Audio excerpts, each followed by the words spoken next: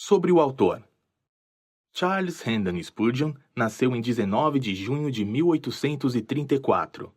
Converteu-se ao cristianismo aos 15 anos e começou a pregar logo em seguida. Ficou conhecido como o príncipe dos pregadores, devido sua habilidade em pregar a palavra de Deus e tocar os corações de seus milhões de ouvintes. Escreveu 135 livros e mais de 3.000 sermões que foram distribuídos por todo o mundo. Seu ministério influenciou milhares de outros pregadores e sua mensagem pregada continua atual até os dias de hoje. Pois Cristo, nossa Páscoa, foi sacrificado por nós.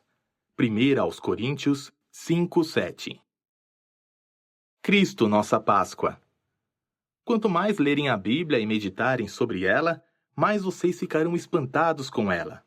Aquele que é apenas um leitor casual da Bíblia não conhece a altura, a profundidade, o comprimento e a largura dos poderosos significados contidos nestas páginas. Há certos momentos em que descubro uma nova linha de pensamento e ponho minha mão sobre a cabeça e digo: é maravilhoso que eu nunca tenha visto isso antes na Escritura.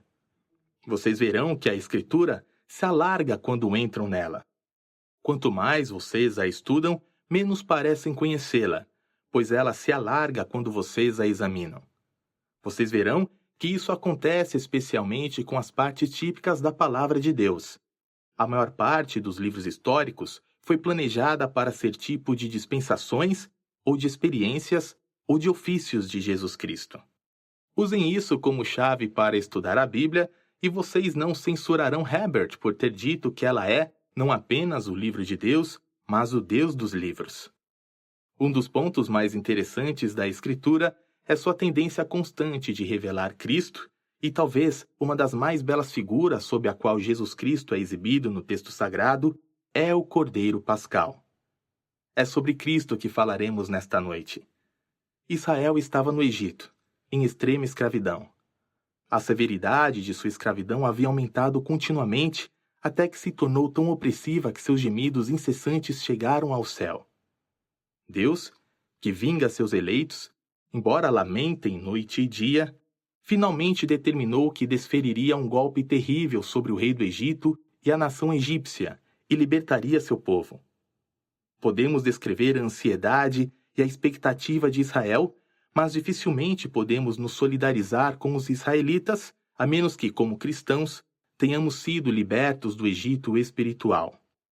Irmãos, voltemos ao dia, em nossa experiência, em que habitávamos na terra do Egito, trabalhando nos fornos de tijolos do pecado, trabalhando duro para nos tornarmos melhores e descobrindo que isso não tinha nenhum proveito. Lembremo-nos daquela noite memorável, no início do mês, o começo de uma nova vida em nosso espírito e o começo de uma nova era em nossa alma.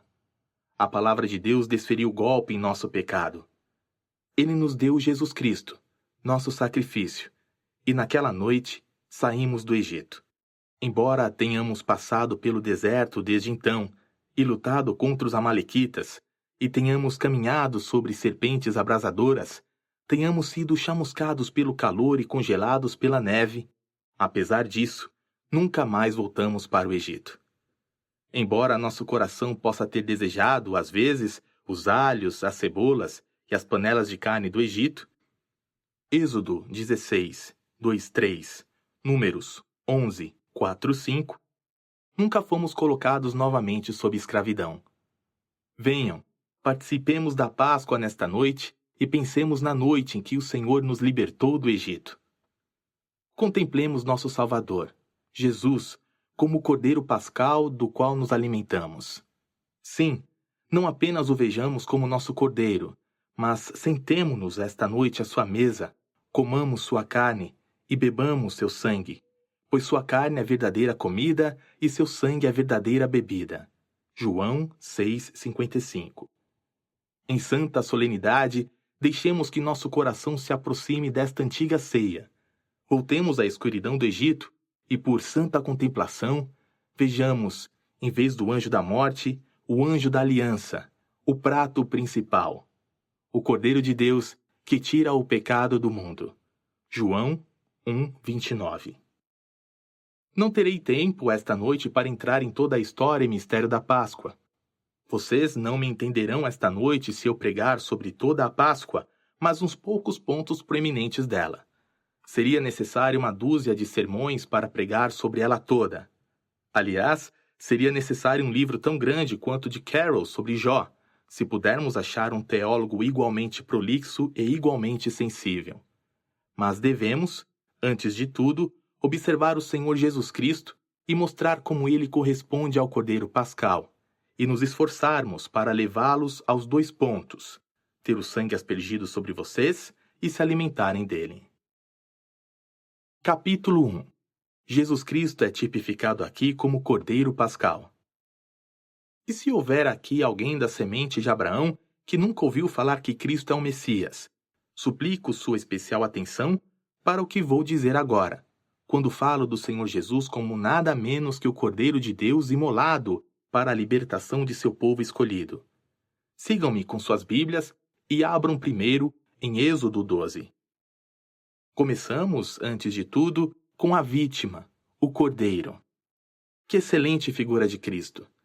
Nenhuma outra criatura poderia ter tipificado tão bem aquele que é santo, inocente, sem mácula e separado dos pecadores. O símbolo do sacrifício muito facilmente descreveu nosso Senhor e Salvador Jesus Cristo. Pesquisem a história natural e, embora encontrem outros símbolos que expressem diferentes características de sua natureza e o revelem admiravelmente a sua alma, não há nenhum que pareça tão apropriado à pessoa de nosso amado Senhor quanto o Cordeiro. Até uma criança perceberia imediatamente a semelhança entre um cordeiro e Jesus Cristo, tão suave e inocente, tão manso e inofensivo, não fere ninguém e não parece ter o poder de guardar rancor por um insulto. Um homem humilde diante de seus inimigos, um homem cansado e cheio de desgostos. Que tortura os ovinos têm recebido de nós? Embora sejam inocentes, como são continuamente mortos para que possamos comê-los? Sua pele é arrancada do corpo, sua lã é raspada para se transformar em nossas roupas. Assim também, o Senhor Jesus Cristo, nosso Mestre glorioso, nos deu suas roupas para que fôssemos vestidos com elas. Ele foi rasgado por nós. Seu próprio sangue foi derramado por causa de nossos pecados. Inocente e santo, foi um sacrifício glorioso pelos pecados de todos os seus filhos. Portanto, o Cordeiro Pascal pode comunicar bem aos judeus piedosos a pessoa de um Messias sofredor, silente, paciente e inocente. Agora olhem um pouco abaixo, no texto bíblico. Ele era um cordeiro sem defeito. Êxodo 12:4.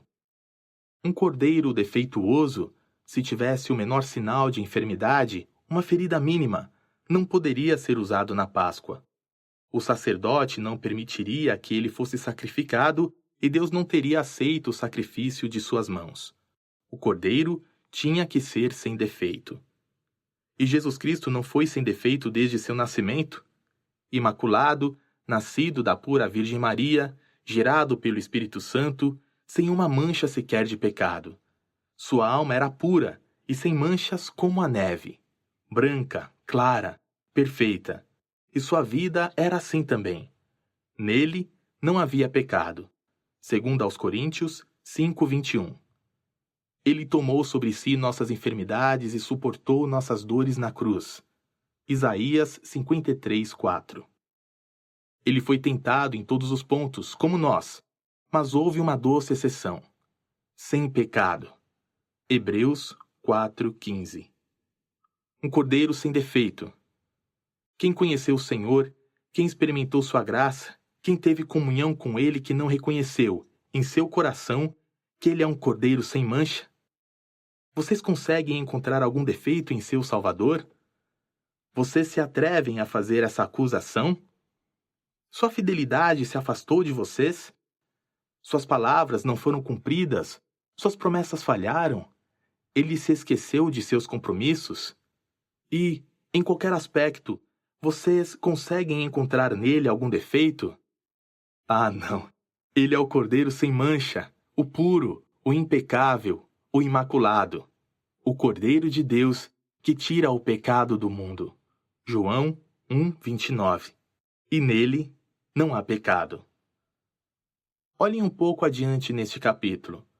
O cordeiro será sem defeito, macho de 1 ano.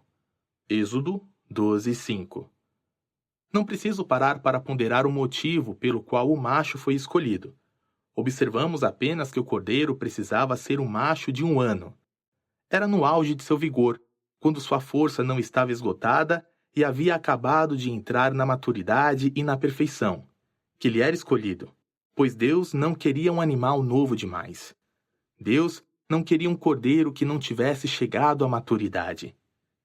Da mesma forma, nosso Senhor havia acabado de chegar à maturidade quando foi oferecido. Aos 34 anos de idade, ele foi sacrificado por nossos pecados. Ele era saudável e forte. Embora seu corpo possa ter sido fragilizado pelo sofrimento e seu rosto possa ter sido mais desfigurado que o de qualquer outro homem, ele estava no auge de sua virilidade. Parece que posso vê-lo. Sua barba caindo sobre seu peito. Vejo-o com os seus olhos cheios de brilho, sua forma ereta, sua aparência majestosa, sua energia integral, todo o seu corpo em pleno desenvolvimento. Um homem de verdade, um homem magnífico, mais formoso que os filhos dos homens. Um cordeiro não apenas sem defeito, mas com todas as suas capacidades plenamente desenvolvidas. Assim era Jesus Cristo, um cordeiro de 1 ano, não um menino, nem um adolescente, nem um rapazinho, mas um homem maduro, para que pudesse dar sua alma por nós. Ele não se entregou para morrer por nós quando era um jovem, pois nesse caso, ele não teria entregue tudo o que seria. Ele não se entregou à morte por nós quando era idoso, pois, nesse caso, ele já estaria em decadência. Ele se entregou em sua maturidade, no auge de seu vigor. Foi aí que Jesus Cristo, nossa Páscoa, foi sacrificado por nós. E além disso, no momento de sua morte, Cristo estava cheio de vida, pois somos informados por um dos evangelistas que ele, clamando outra vez com grande voz, entregou o Espírito. Mateus 27:50. Isto é um sinal de que Jesus não morreu por fraqueza nem por uma decadência natural. Sua alma era forte dentro dele. Ele ainda era o cordeiro de 1 ano. Ele ainda era poderoso. Ele podia, se quisesse, mesmo na cruz, ter soltado suas mãos dos cravos de ferro e, descendo do madeiro de infâmia, ter espalhado seus inimigos diante de sua presença, como um gamo foge da presença do leão. Mas ele mansamente foi obediente até a morte. Filipenses 2, 5-8. Minha alma, não podes ver teu Jesus aqui, o cordeiro sem defeito de 1 ano, forte e poderoso? E ó meu coração, se Jesus se consagrou a ti quando estava no auge de sua força e vigor, não devia eu, em minha juventude, dedicar-me a ele? E se estou na maturidade, não sou duplamente obrigado a dar minha força a ele? E se sou idoso, ainda devo procurar, com o pouco que me resta, consagrar esse pouco a ele. Se ele deu por mim tudo o que tinha, que era muito, não devo dar todo o meu pouco a ele? Não devo me sentir obrigado a me consagrar inteiramente ao seu serviço e entregar sobre seu altar corpo, alma, espírito, tempo e talentos?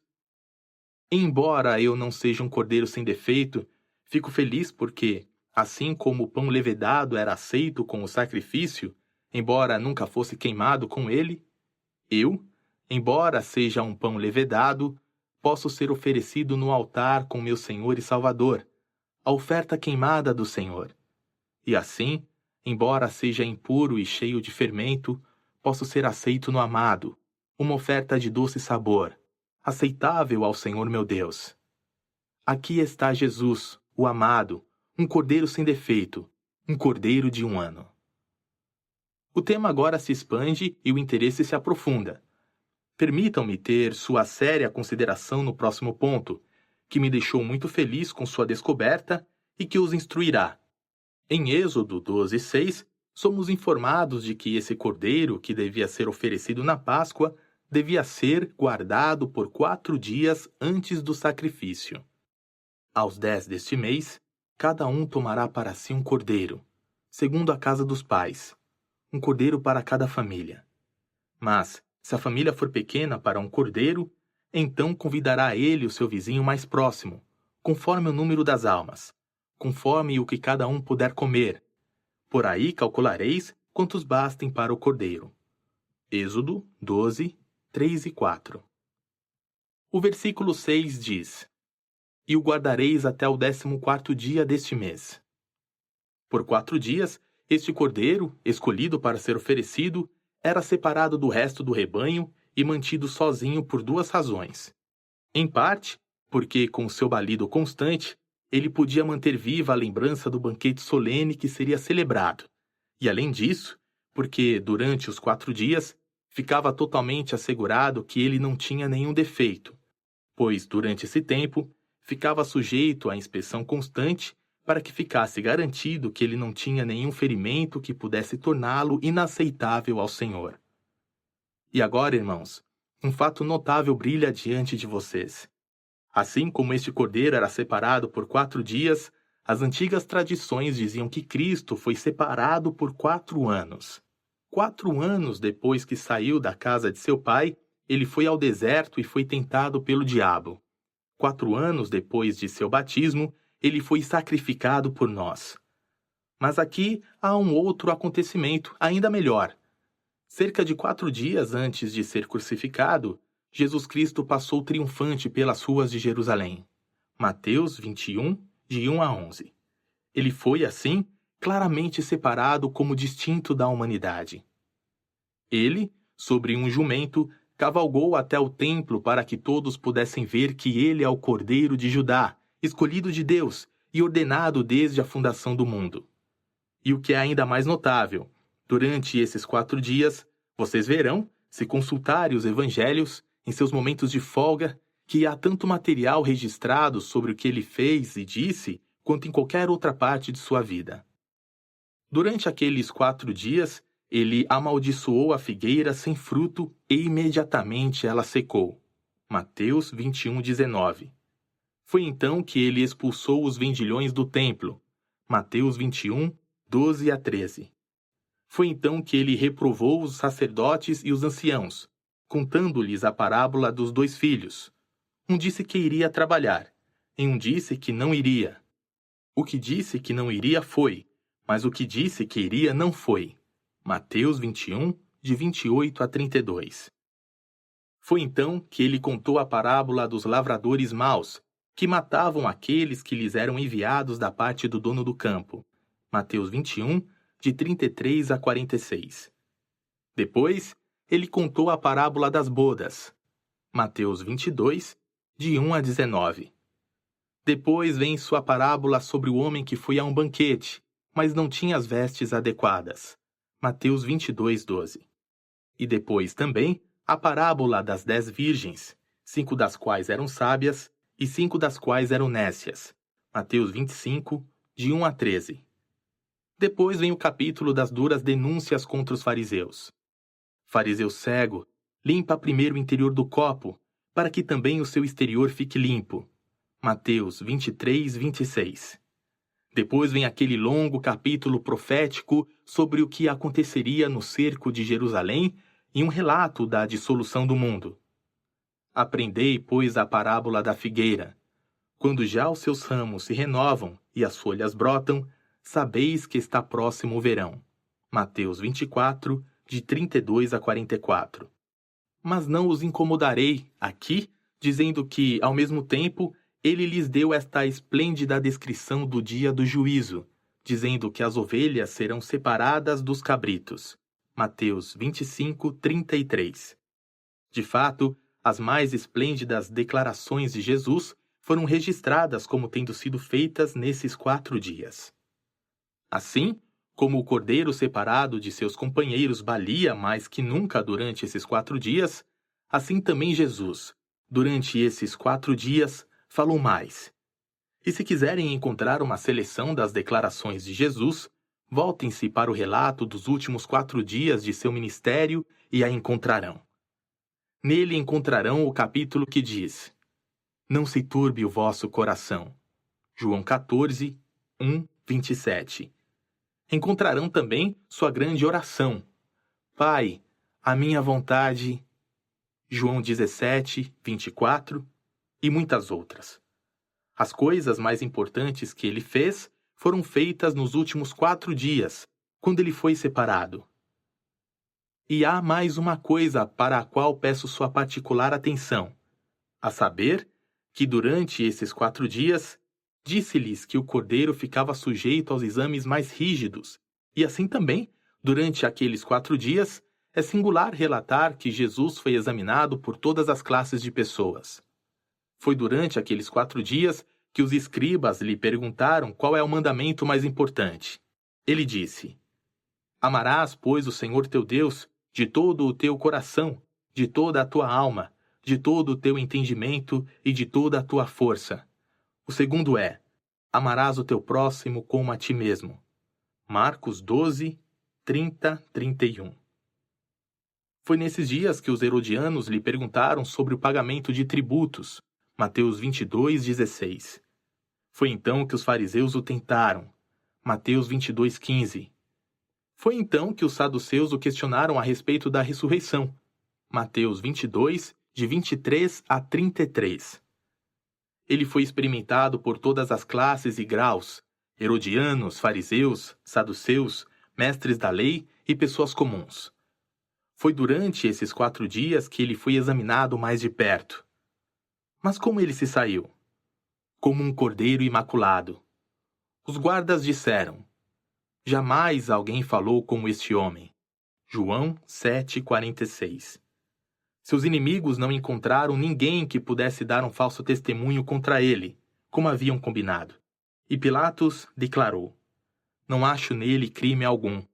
João 18,39. Ele não teria sido adequado como cordeiro pascal se um só defeito tivesse sido descoberto. Mas, não acho nele crime algum, foi a declaração do grande magistrado principal, que assim declarou que o cordeiro podia ser comido na Páscoa de Deus, o símbolo e o meio da libertação do povo de Deus. Ó amados, vocês precisam apenas estudar a Escritura para encontrar nela coisas maravilhosas. Vocês só precisam pesquisar profundamente e ficarão surpresos com sua riqueza. Vocês descobrirão que a palavra de Deus é uma palavra muito preciosa.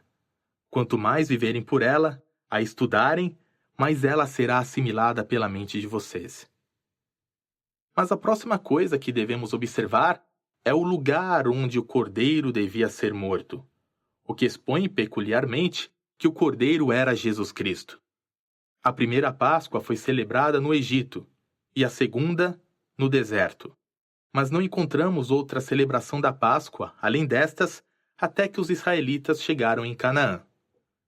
Então, se consultarem Deuteronômio 16, descobrirão que Deus não permitiu mais que o cordeiro fosse morto na própria casa dos israelitas, mas designou um lugar para essa celebração.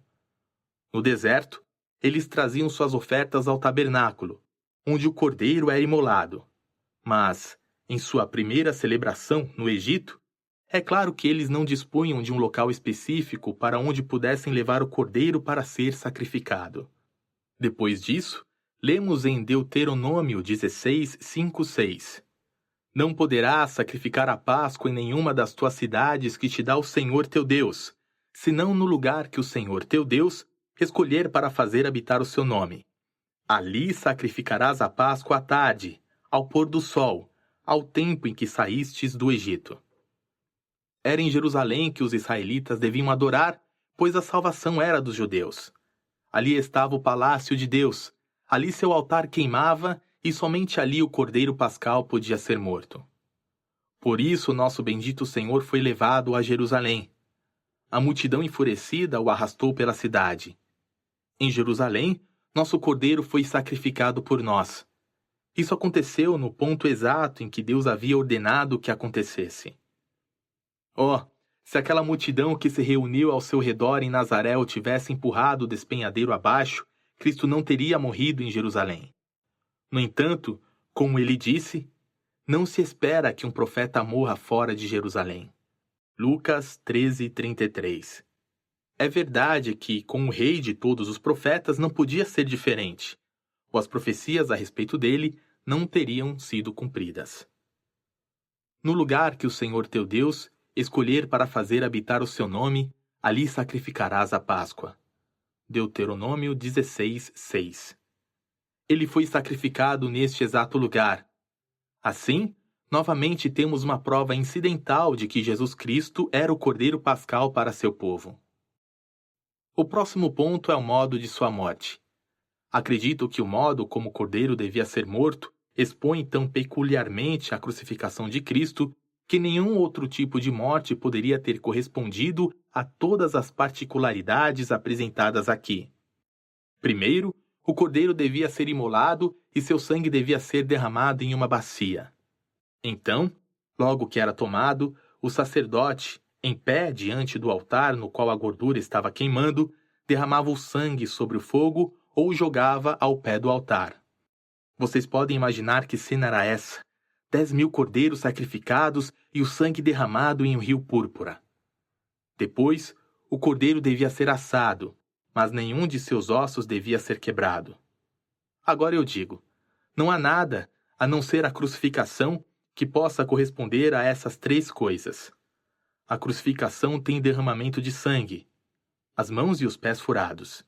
Ela tem a ideia de assadura, pois a assadura é um grande tormento, e assim como o cordeiro ficava um longo tempo diante do fogo, assim também Cristo, na crucificação, ficou um longo tempo exposto a um sol escaldante e a todas as outras dores que a crucificação provoca. Além disso, nenhum só osso foi quebrado, o que não poderia ter acontecido se o meio de punição fosse outro. Suponham que tivesse sido possível entregar Cristo à morte de algum outro modo. Às vezes os romanos matavam os criminosos por decapitação. No entanto, deste modo, o osso é quebrado. Muitos mártires foram mortos perfurados por uma espada, mas, embora esta fosse uma morte sangrenta e não houvesse necessariamente a quebra de ossos, o tormento não teria sido suficientemente longo para ser descrito pela assadura. Assim, considerem qualquer outro tipo de punição que desejarem. Por exemplo, o enforcamento, que os romanos eventualmente praticavam na forma de estrangulamento. Este modo de punição não envolve derramamento de sangue e, consequentemente, não corresponderia às exigências. E realmente acredito que qualquer judeu inteligente, lendo este relato da Páscoa e examinando a crucificação, é impactado pelo fato de que a pena de morte da cruz, que Cristo sofreu, contém esses três elementos. Ali houve derramamento de sangue, o longo sofrimento contínuo, a tortura da assadura.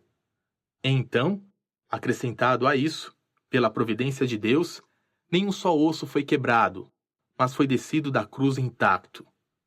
Alguns podem dizer que a morte na fogueira poderia ter correspondido às exigências proféticas, mas nesse caso não teria ocorrido o derramamento de sangue, e os ossos teriam sido virtualmente quebrados no fogo.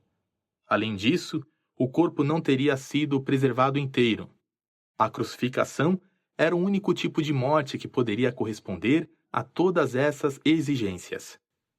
E minha fé recebe grande força do fato de que vejo meu Salvador não apenas como um cumprimento do tipo, mas como o único cumprimento do tipo. Meu coração se alegra em olhar para aquele a quem perfurei e ver seu sangue, como o sangue do Cordeiro, espargido nos umbrais de minhas portas, e seus ossos intactos, e crer que nenhum osso de seu corpo espiritual será quebrado no porvir.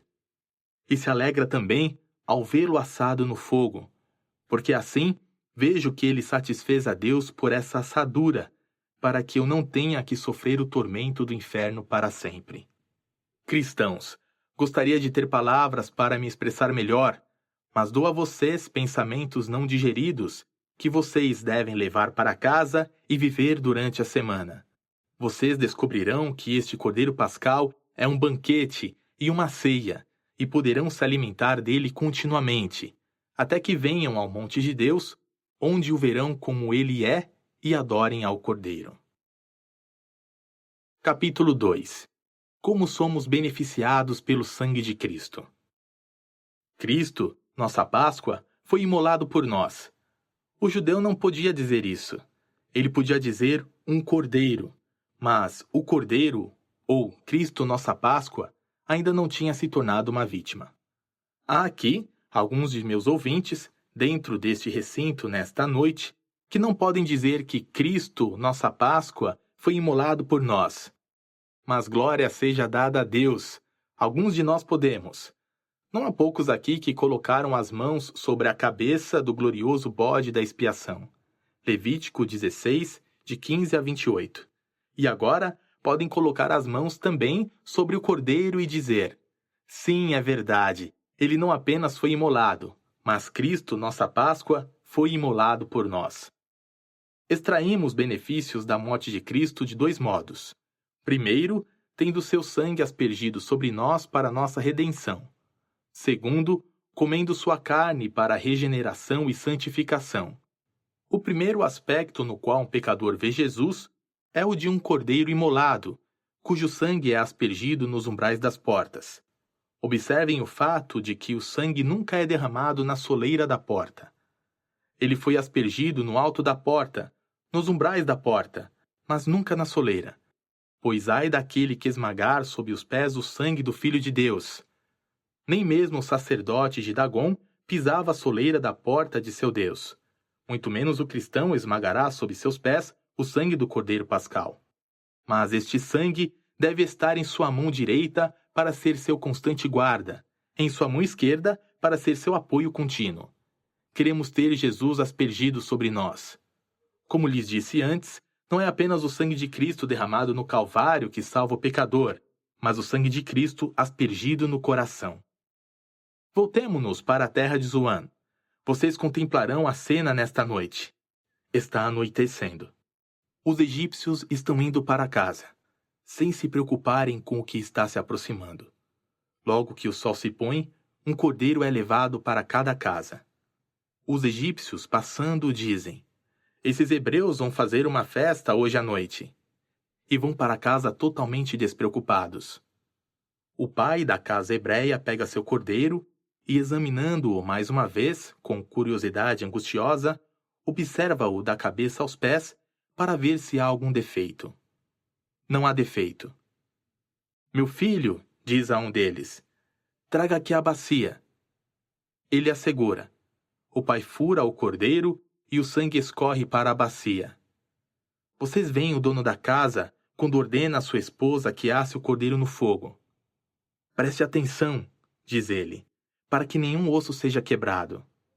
Podem ver sua intensa ansiedade quando ela põe o cordeiro para assar, para que nenhum osso se quebre? Agora diz o pai: tragam um ramo de hisopo. Um filho o traz. O pai o mergulha no sangue. Venham aqui, meus filhos, esposa, todos, e vejam o que vou fazer. Ele toma o hisopo em suas mãos, mergulha-o no sangue e asperge o sangue nos umbrais da porta. Seus filhos perguntam: o que significa esta ordenança?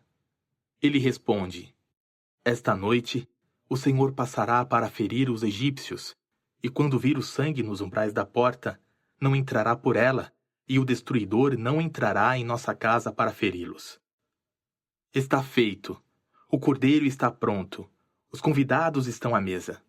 O pai de família suplica uma bênção.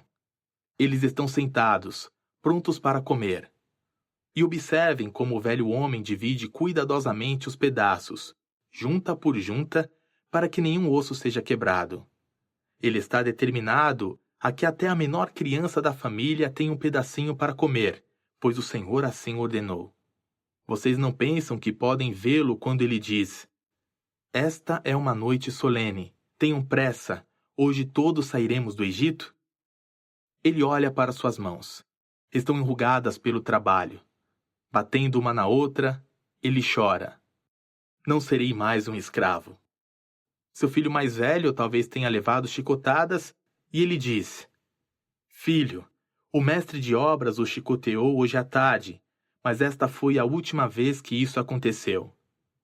Ele olha para todos com lágrimas nos olhos. Esta é a noite em que o Senhor Deus nos libertará. Podem vê-los com a cabeça coberta, os lombos cingidos e com o cajado na mão? É madrugada. De repente, ouvem um grito agudo. O pai diz: "Não saiam, meus filhos. Em um momento vocês saberão o que é isso." Agora, um outro grito agudo. Mais um. Um grito após o outro. Eles ouvem lamentos e gritos contínuos. "Fiquem aqui dentro", diz ele. "O anjo da morte está passando lá fora." Um silêncio solene está na casa, e eles quase podem ouvir as asas do anjo batendo no ar, quando ele passa por sua porta marcada com sangue. "Fiquem calmos", diz o dono da casa. "Este sangue nos salvará." A gritaria aumenta. "Comam rápido, meus filhos", diz ele novamente. Em um momento, os egípcios dizem: "Vão embora, vão embora. Não nos importamos que levem joias. Vocês trouxeram morte para dentro de nossas casas." "Oh", diz uma mãe, "vão embora, pelo amor de Deus. Vão. Meu primogênito está morto." "Vão", diz um pai, "e a paz esteja com vocês. Foi um dia mau quando seu povo veio para o Egito e nosso rei começou a matar seus primogênitos, pois Deus está nos punindo por nossa crueldade. Ah, vejam-nos saindo da terra. Os gritos ainda são ouvidos. As pessoas estão ocupadas com seus mortos. Enquanto saem, um filho de Faraó é levado, sem ser embalsamado, para ser sepultado em uma das pirâmides. Logo, vem um dos filhos de seu mestre de obras sendo levado. Uma noite feliz para eles quando escaparam.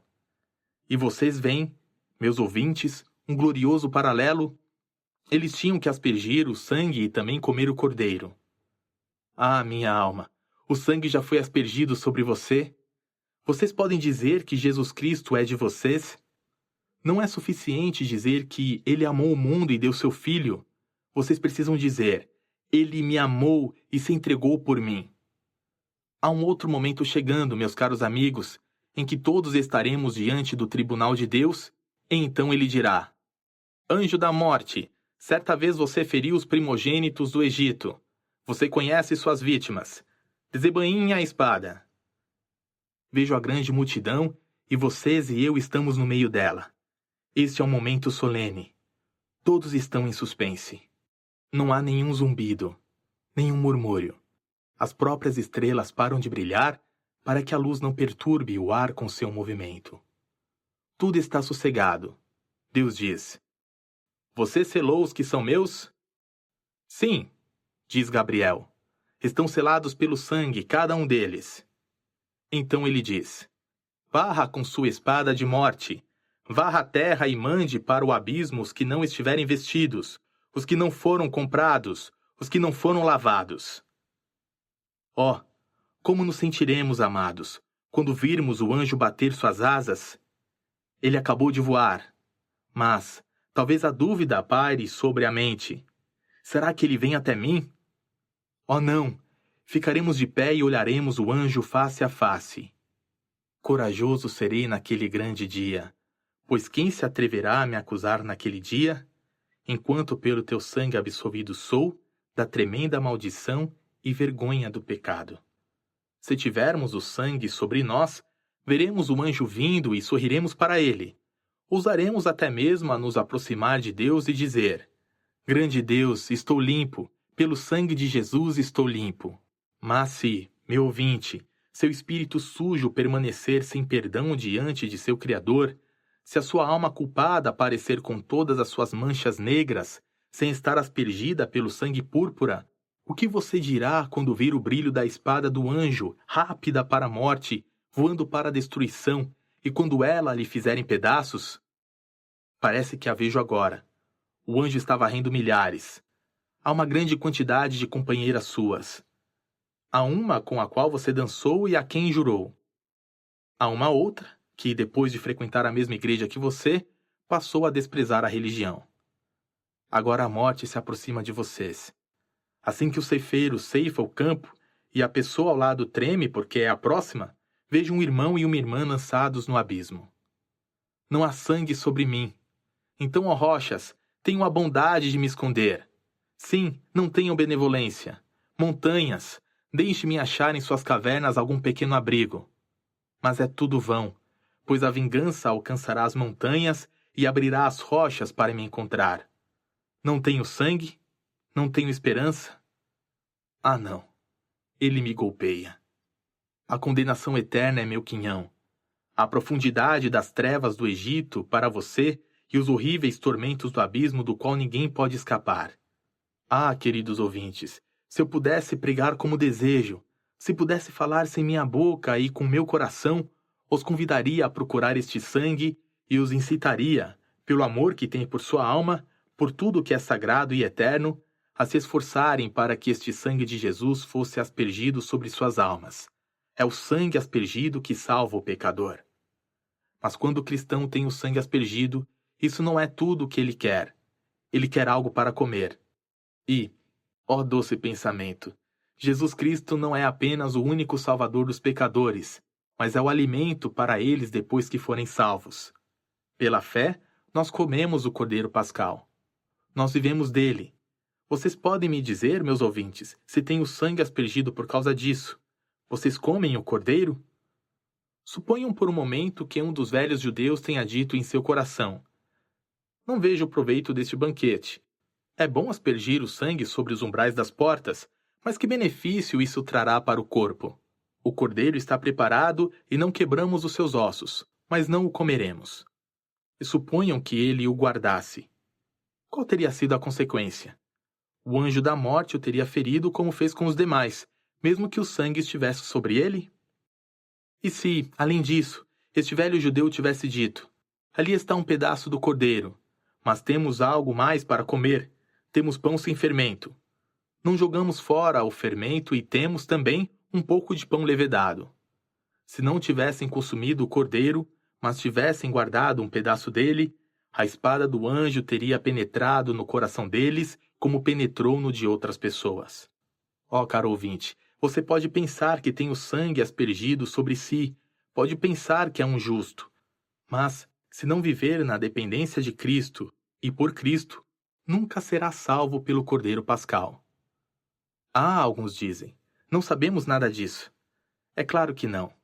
Quando Jesus Cristo disse: se não comerdes a carne do Filho do Homem e não beberdes o seu sangue, não tendes a vida em vós mesmos, João 6,53, houve alguns que disseram: duro é este discurso, quem o pode ouvir?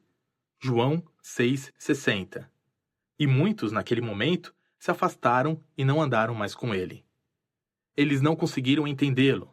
Mas você, cristão, você não entende? Jesus Cristo não é seu alimento diário? E até mesmo com ervas amargas, ele não é um doce alimento? Alguns de vocês, meus amigos, que são verdadeiros cristãos, são muito dependentes de seus padrões e sentimentos mutáveis, de suas experiências e evidências. Ora, tudo isso é errado. É como se um adorador fosse ao tabernáculo e começasse a comer uma das vestimentas usadas pelo sacerdote.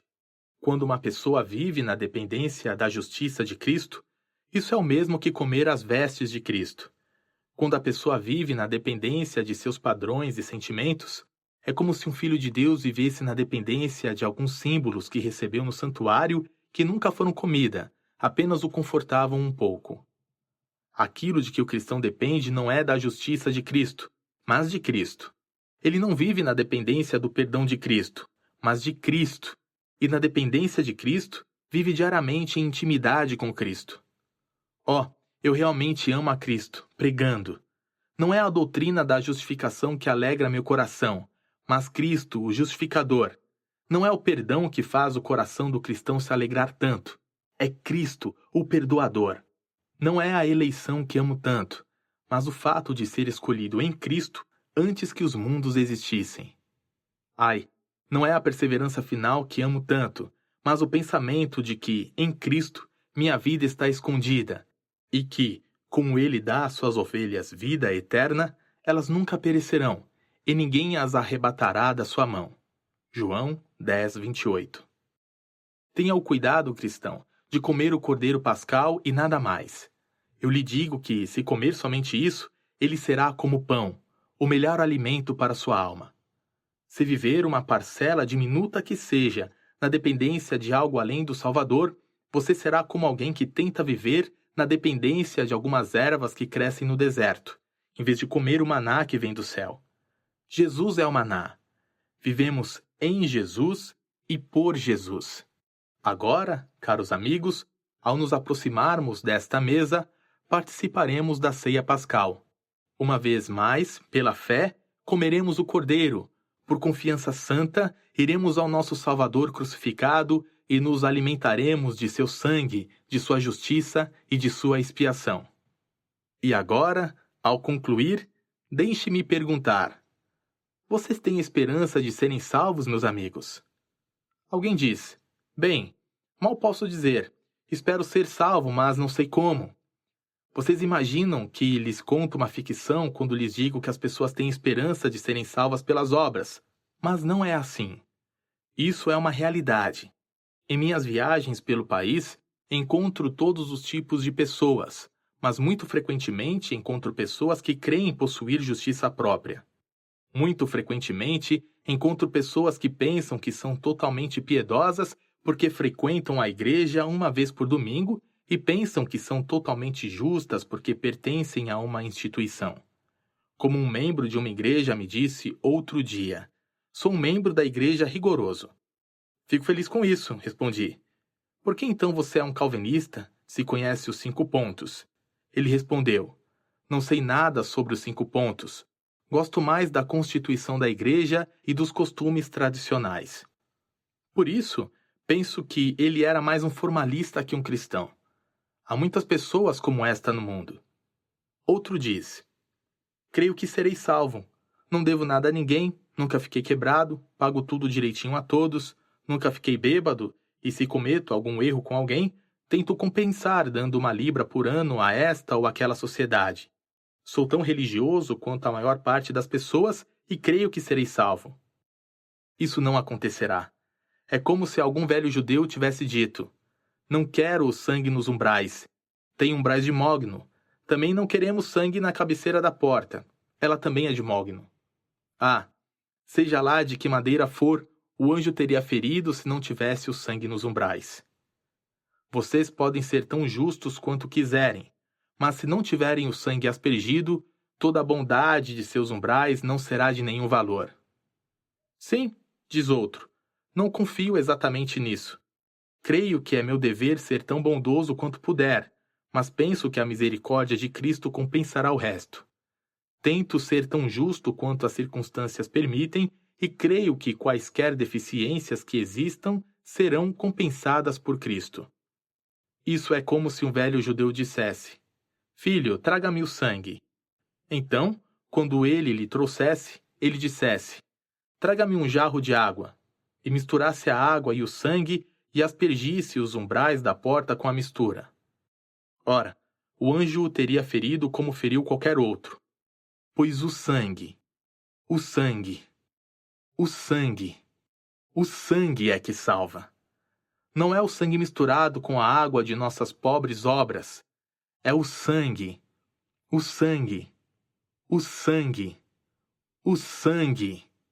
e nada mais. E o único modo de salvação é o sangue, pois, sem derramamento de sangue, não há remissão de pecados. Tenham o sangue precioso aspergido sobre vocês, meus ouvintes. Confiem no sangue precioso. Coloquem sua esperança em uma salvação selada com a expiação do sangue precioso e serão salvos. Mas, sem sangue, ou com o sangue misturado com alguma outra coisa, vocês estarão condenados, pois o anjo os matará, não importa o quanto vocês sejam bondosos ou justos. Vão para casa, então, e pensem nisso. Cristo, nosso Cordeiro Pascal, foi imolado. Toca Livros apresentou Cristo Nossa Páscoa, de Reverendo Charles Haddon Spurgeon. Narrado por Cleiton Oliveira. Produzido em 2018 por Toca Livros Studios. Toca Livros, trazendo vida a seus livros.